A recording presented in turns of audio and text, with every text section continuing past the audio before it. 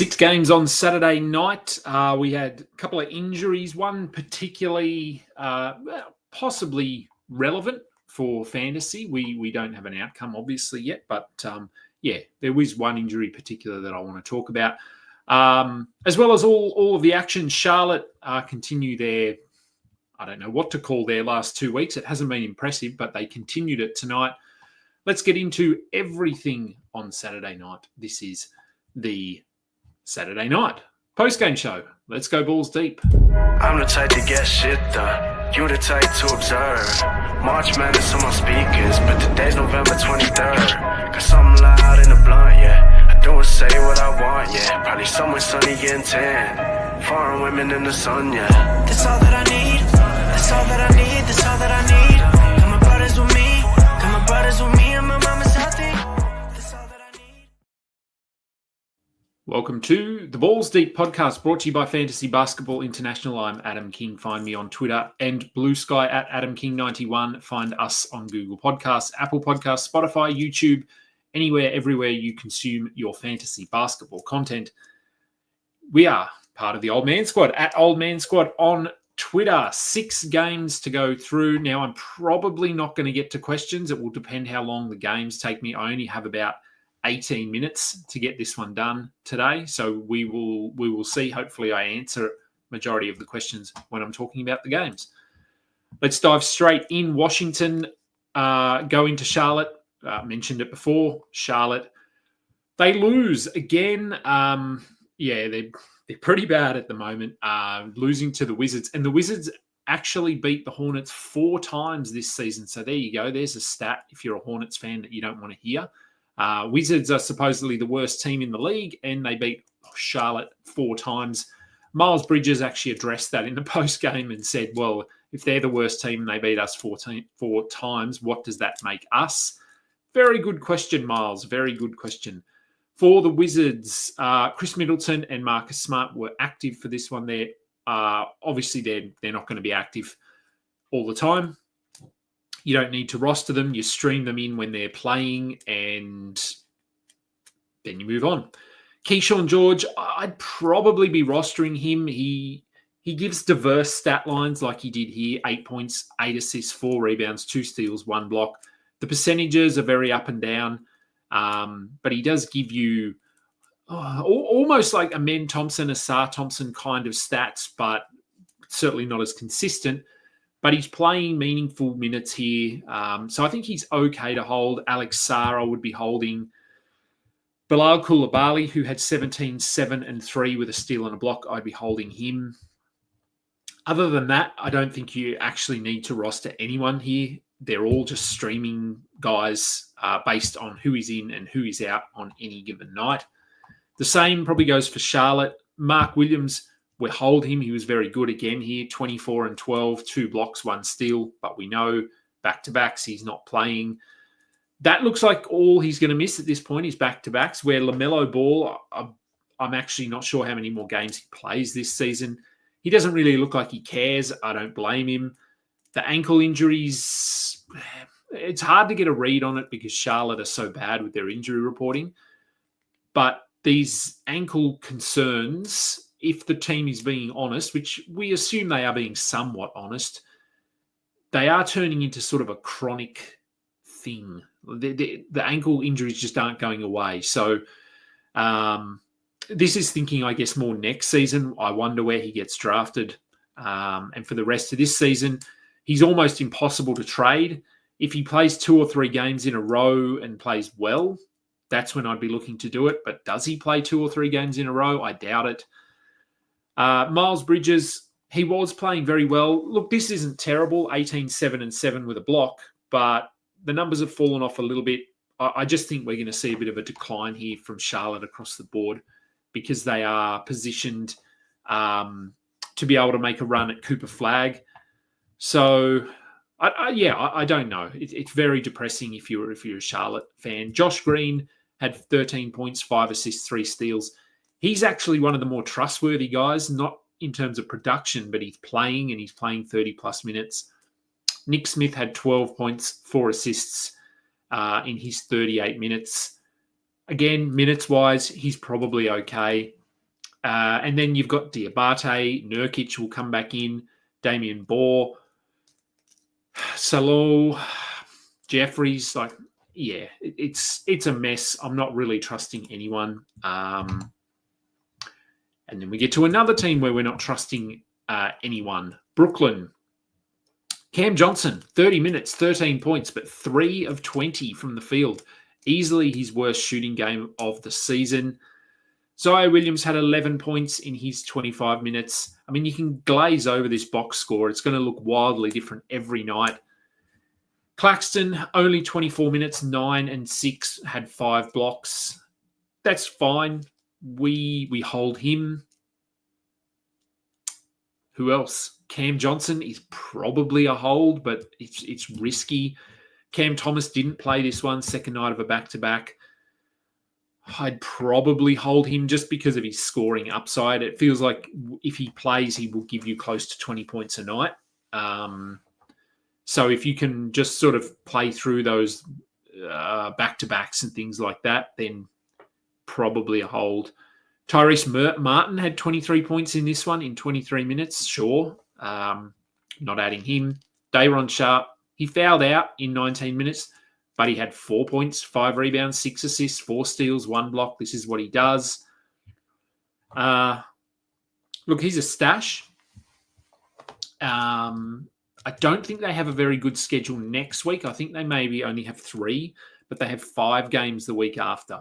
So if you're in a position next week, if it's the last week of your regular season and you are positioned pretty comfortably, holding Day'Ron Sharpe for that following week would make sense, I think.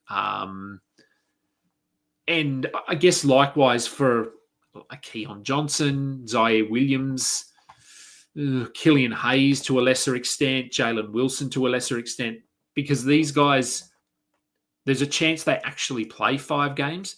Cam Johnson, I don't think will. Cam Thomas won't. Claxton, I'm not sure. The decent chance he won't play all 5. But Sharpe, Martin, Wilson, Hayes, Johnson, Ziaire Williams, I think they will. So something to keep in mind. For the Pistons, comfortable win here, so they didn't have to go too hard. Jalen Duren had 18 and 11 with 6 blocks and 2 steals. There's that Brooklyn bump. We know there's a Brooklyn bump. We know there's a Charlotte bump. Duren got that tonight. Asar Thompson had some early foul trouble.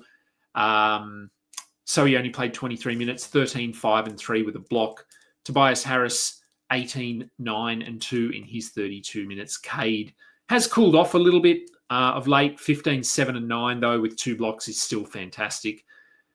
Malik Beasley had 18 points in his 24 minutes. He was ejected, so we got a little bit more of Dennis Schroeder, Ron Holland, but we're not paying attention to those guys. The Pistons are pushing for a playoff spot, so their rotation is going to remain pretty solid moving forward, I think. All right, the Spurs, a rare win and over a good team as well. They get the win over Memphis. For the Spurs, we had Bismack Biyombo starting again, but again, didn't start the second half.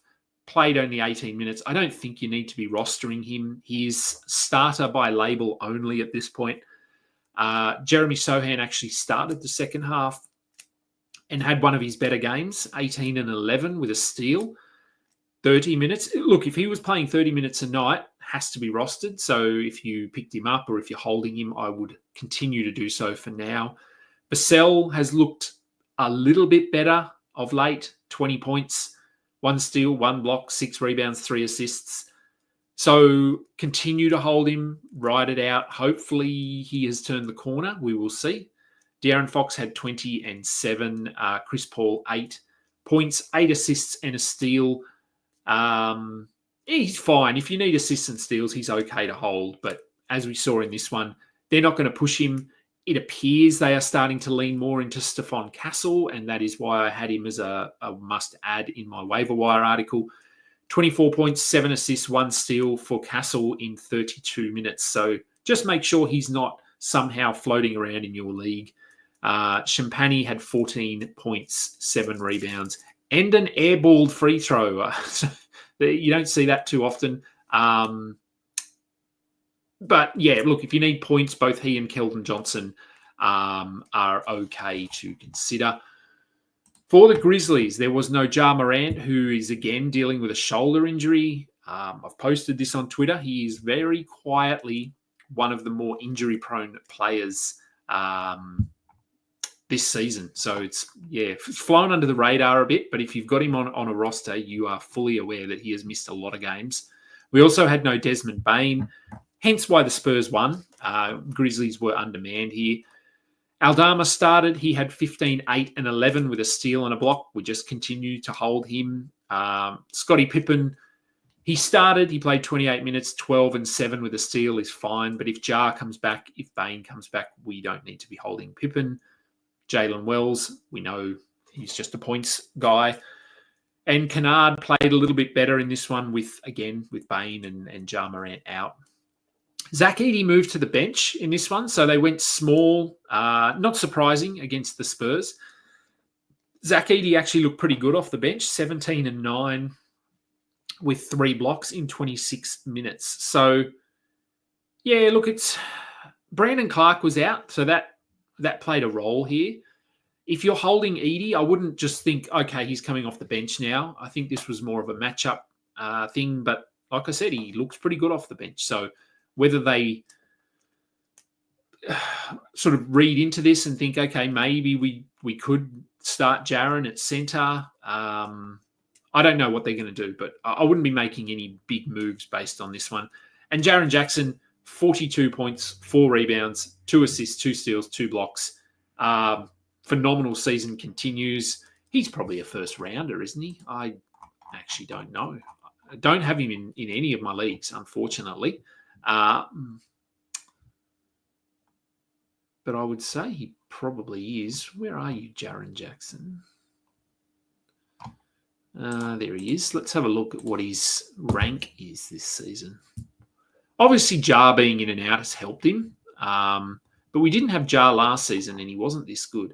So he's the 26th ranked player this season. So yeah, like I think in drafts next season, unless he falls off a cliff or something, he's probably going to go in that top 20 range just because of the fact that he's very good at steals as a center/power forward. Good shot blocker, as we know. He's not putting up those numbers that we saw a few years ago when he was averaging 3 blocks a game. He's at 1.7. We knew this was going to happen with Zach Edey around, but he's scoring the ball, I'd say, better than he ever has. So, yeah, I think he'll be definitely a second rounder next season. All right, let's keep moving through Sacramento and Houston. Now, this is where we want to talk about the injury, obviously, but in terms of the result, the Kings defeat the Rockets, despite the injury to Domantas Sabonis. He played 1 minute. He did his hamstring. It was pretty obvious. Usually those injuries where it's an obvious one are not good. It's not a soreness. It's not a tightness. It's some sort of a tear. So I would expect him to miss games here, whether it's a week, whether it's a month, we will find out. Go and add Jonas Valanciunas, probably one of the easiest one-for-one pickups we've seen this season. Valanciunas had 15 and 14, 4 steals, 3 blocks. Now, you're not going to get 7 defensive stats from Valanciunas, but he played 30 minutes. He will be a double-double. He will get you probably something similar to this, actually, probably close to 15 and 15. He's one of the better per-minute rebounders in the league. Doesn't have a vast offensive game, but he's very good around the rim. He has nice touch. So go and make sure he is not available. As for the rest of the team, Keegan Murray didn't really step up as we thought he might with Sabonis out, 13 points. He's a soft hold. Levine had 26 and 4. Malik Monk, 16, 5 and 4. Monk has cooled off a little bit. I think he'll be better. I think he will turn things around to some degree. The addition of Levine has obviously hurt him, so he probably doesn't have that ceiling that he had, a month ago. But still a fairly solid player, as is DeRozan. Keon Ellis had 5 steals in 27 minutes. Look, with Sabonis out, Does that help Keon Ellis? I guess it could, but I would say only in very specific situations, because that would mean playing someone like a Keegan Murray at centre. That's not really going to work. So I think Keon's doing enough to be rostered. Obviously, if you need steals. If you don't need steals, don't bother. But if you need steals, I think he's playing enough at the moment. For Houston, Fred VanVleet, 3 points. Look, he played 35 minutes. There's a positive there. He had 3 steals. So that's really where the positives end. 3 points on 1 of 8 shooting, 5 assists. The buy low window wide open at the moment on Fred VanVleet. Amen Thompson also pretty quiet in this one. The minutes are very, very good, 41 of them, but 6 points, 11 rebounds, no steals, no blocks. So just a bad night. That's fine. We don't need to do anything with that. Şengün had 30 and 10. High turnovers, but he is a high turnover player. Tari Eason, so this is sort of, I guess, what are we doing with the Rockets? Now that they're fully healthy, Tari Eason and Jabari Smith both came off the bench. Eason played 23 minutes, Jabari Smith played 20. If this is what we're going to get, which I don't think it is, because I don't think Amen Thompson is going to play 41 minutes every night, I think Eason probably tops out at about 24. Jabari Smith maybe 24 as well. There will be games where I'm sure Smith will be playing well and we get 30 minutes of him. I don't think we need to roster Jabari Smith. 5 and 7 with a block. Tari Eason, I would probably hold. 14, 4 and 2 with a steal in his 23 minutes. So I'd probably hold Eason. I don't think we need to hold Jabari Smith for now, and we sort of reevaluate, I think, every couple of games. All right, next one. Bucks get the win over Dallas, 132 to 117. For the Bucks, they are healthy. So Giannis, very good. Dame, very good. Taurean Prince, no thank you. Kyle Kuzma, not doing as much when they're healthy, but I think we hold him. Brook Lopez, also not required to do as much, 13 and 6 with 2 blocks. This is Brook Lopez. Double-digit scoring, just 5 rebounds, couple of blocks. That's what you're going to get from him. Gary Trent had 4 threes and 20 points. So you stream him for threes. That's about it. Even though he had a good game here, I'd be absolutely fine moving on from him for the next one. If you need to. For Dallas, Moses Brown, he started. He had 18 and 9, but this was his last game as a Dallas Maverick. So don't go and add him. He might get picked up by someone else, but yeah, we don't need to add him assuming that he's going to be starting at center for Dallas, because that is not the case. PJ Washington, 4 points in 15 minutes and then aggravated, well, I'm assuming he aggravated his ankle injury. Another situation potentially where they forced him back too quickly. I think Jason Kidd even spoke about this being an ongoing thing for him and that he wasn't okay for the last game. We hope he'll be okay for Saturday. Your season is not really trending towards being a good one. Just sit him out. Anyway, frustrating. Max Christie, 5 points in 27 minutes. I'd hold Max Christie. This wasn't his best performance, but I'd still be holding him at this stage. Same goes for Klay Thompson. Najee Marshall, look, 4 steals is good. The minutes are encouraging. This was it wasn't a blowout necessarily, but we did get some, they just sort of went with bench guys that were playing well. Jaden Hardy, Spencer Dinwiddie, Dante Exum only played 11 minutes in this one. So, look, I think Washington we hold, Irving we hold, Christie we probably hold. And that's probably it. Then from there, moving forward, it's streaming only. And let's just bring in the last game, which I know is finished. It wasn't finished, but it is now. All right. What's going on there? Come on. The Warriors and the Sixers. Okay, there we go. Sixers get the win. They were up big. Warriors pulled this back late. Sixers hold on. No Jimmy Butler for the Warriors. Steph Curry had 29 points. Post, another good game as the starting center, 16-9, 1-1. Do we add him? Look, I don't think you have to. The fact that Jimmy Butler wasn't here meant that everyone sort of shifted around a bit. Draymond didn't spend as much time at the center. So if you want to take a flyer on Quinton Post, I think you could, but I don't see this as anything sustainable. Moody had 10 points in his 38 minutes. I'd be holding him. This isn't obviously a good game. Same goes for Podziemski, 5 points for him, but both had been playing much better than this. When Kuminga comes back, we reevaluate, but for now, I would be holding both of those guys. And for Philly, the Quentin Grimes game, this will forever be known as 44 points, 3 steals, 1 block, 6 rebounds, 1 assist. He's probably rostered in a lot of leagues anyway. If he's available, look, if you want to add him, sure. But the game before this, I think he had like 4 points or something. So this is a huge outlier. The usage was up. He shot 75% on 24 shot attempts. That's not going to happen again this season. So I think he's okay to roster, but he's going to be in that Klay Thompson, DeAndre Hunter, Zachary Risache, Grayson Allen. There's a whole heap of guys in that list. Grimes would be towards the top of that list only because he's playing 30-plus minutes a night. So, yes, I think he's worth rostering, but no, he is not going to give us this. Tyrese Maxey, 5 points with 11 assists.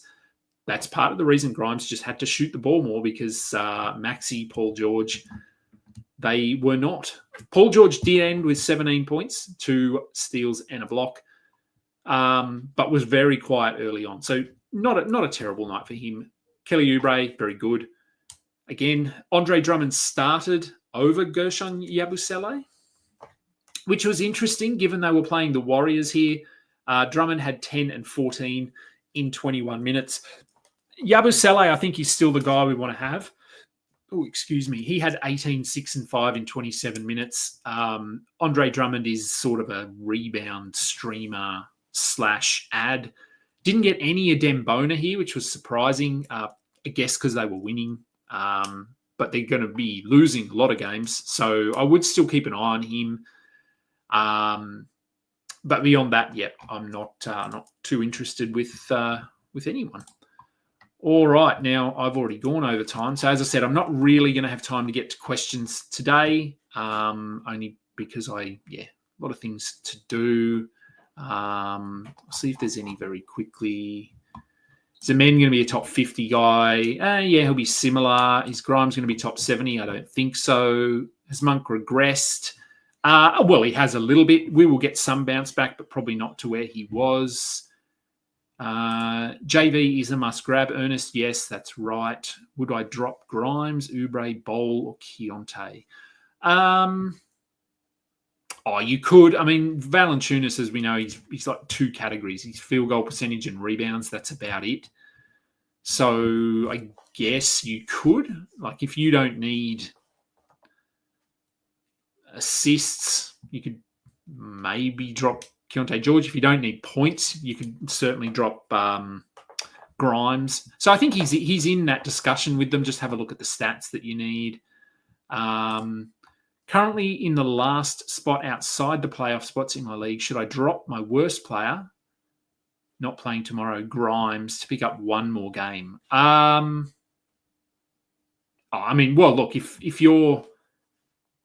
if you're not in the playoff race, have a look at your opponent. Maybe it's worth it. Cam Johnson was dropped. Is he worth a waiver claim? I don't think I'd be using a waiver claim on him. What's this one? 2 weeks left. Chad, going to be around 8 games out of the last playoff spot. Would I buy or sell? I do have a favourable last 2 weeks, and the 6th seed has a tough 2 weeks. Are you referring to a certain player? Oh, is this... Yeah, I'm not sure what you're referring to there, Chad. Shining Knight, good to have you back. Do I see Jalen Smith pushing up to 20 tomorrow? No, I don't. Maybe 16. Do we stream Hayward, Duncan, or Burks? Ugh, God, none of them are appealing, are they? Let's go Duncan. Maybe you catch fire with him. Any worthwhile pickups in Sacramento besides Ellis and JV? I don't think so. I guess Trey Lyles, maybe. Good question, Chad. What is a Reese Beekman? He's there. That's Brooklyn, isn't it? I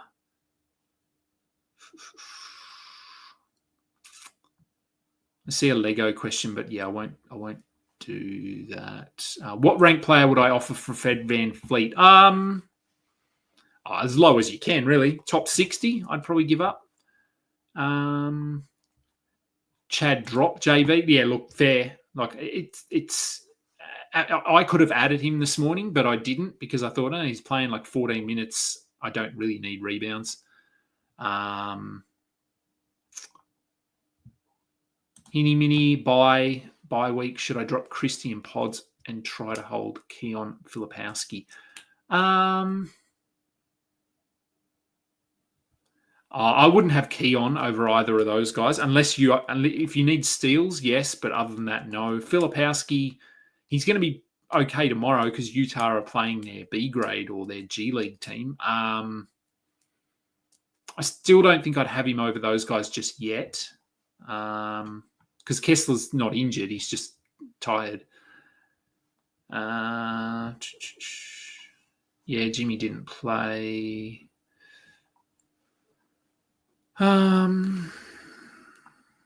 Monk top 50, borderline, I think. Probably not guaranteed. Drop Buzelis for Dunn or drop Grimes instead? If you want to drop for Dunn, Norm Powell will probably return tomorrow. So, although Derek Jones is out, so again, steals only. If you need steals, sure. If you don't need steals, I wouldn't consider Dunn because that's all he does. All right, well, that will do. I do have to do some things here. So thank you, everyone. Sorry it was a quick one. Couldn't get to all the questions, but that's what happens sometimes. I don't think I've got any special shows coming up tomorrow, so it will just be standard post-game. Oh, actually, no. No, there probably won't be a post-game show tomorrow because I'm going to the movies. So unless I can do an early one. Maybe I can do an early one before the games finish. So there might be one. It might not cover all the games. I'll see how I go, but there will be one the following day. Thank you, everyone, for tuning in, watching, listening, downloading, whatever. Go and like us. Go and subscribe to us. Give us a thumb up. Do all of that stuff. I'm Adam King. This has been the Balls Deep post-game show. Until next time. Catch ya. You just listened to another episode from the Fantasy Basketball International Podcast Network. Thanks for joining us. And for more information about joining our community, please check out our website at FBIBasketball.com.